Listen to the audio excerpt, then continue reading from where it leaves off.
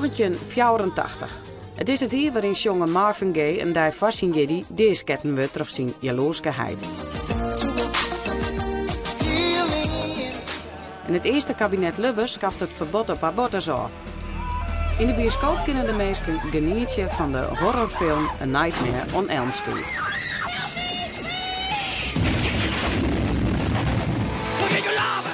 Een minder grote skok jouwt de oprichting van de Frieske band Kobus gaat naar Appelscha in 84.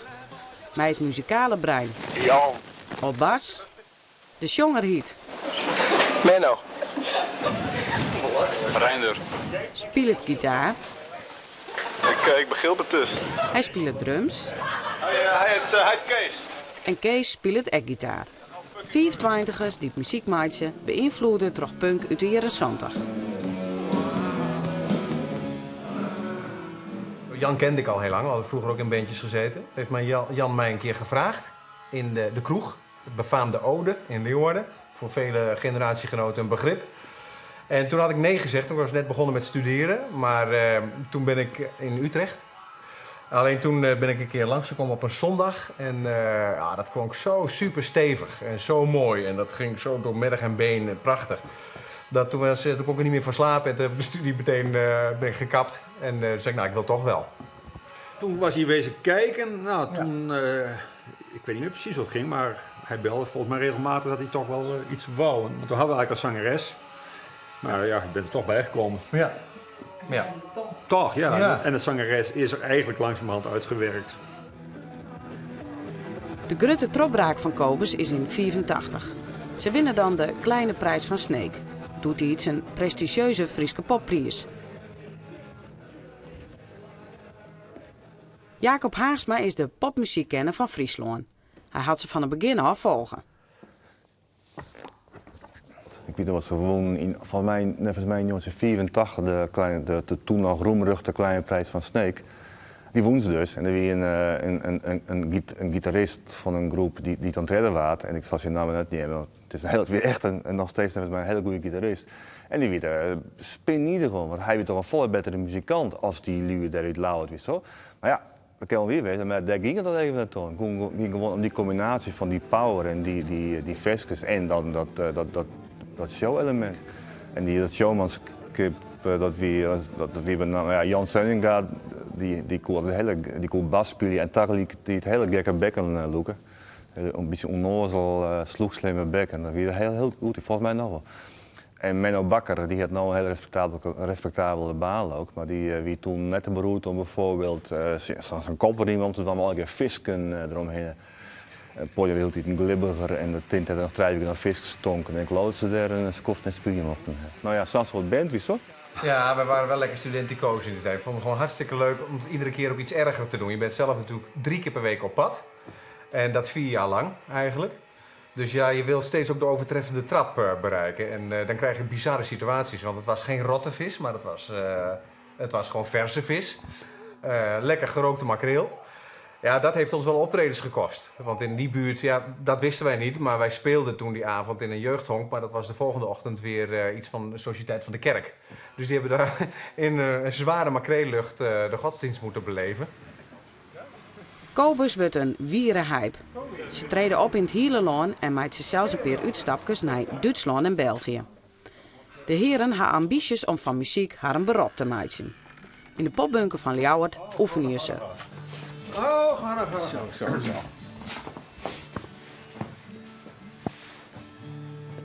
Dit was jullie vaste plekje? Ja.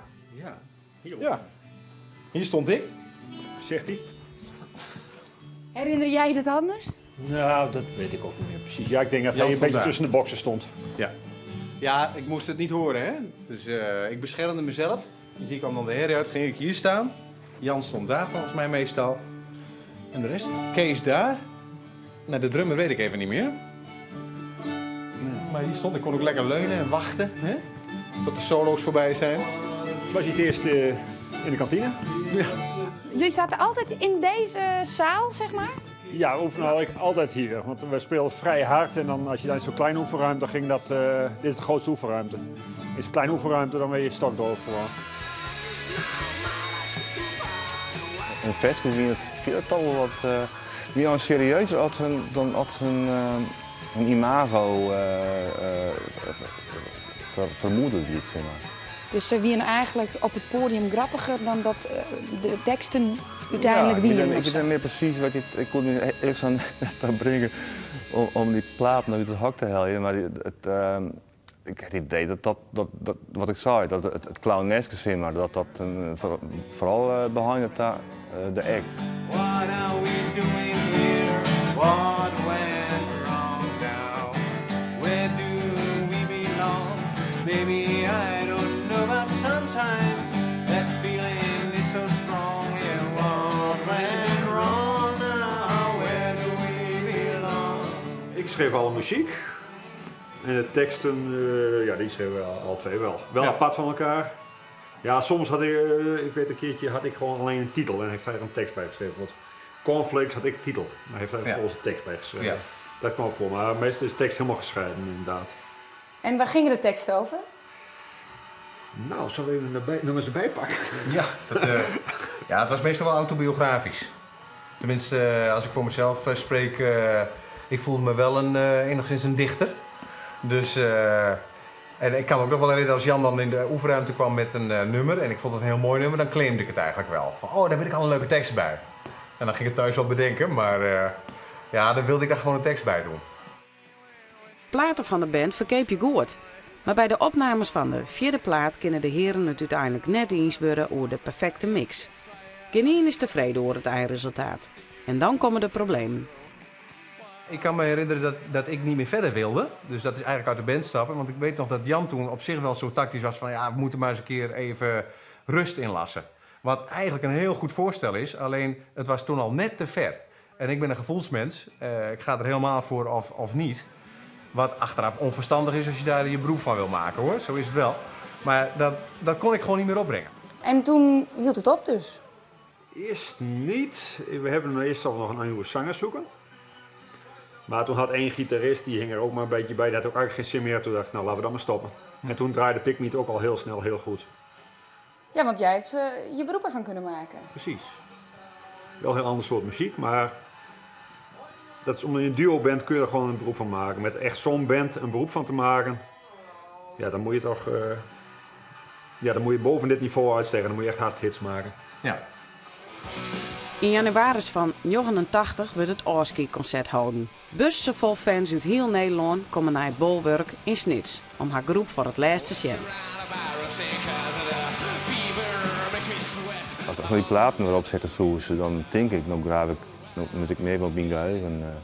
Dan zit ik, dat is nog een heel leuk bandje eerst, maar net iets van stinkt van, hier zitten we echt helemaal te wachten. Sis.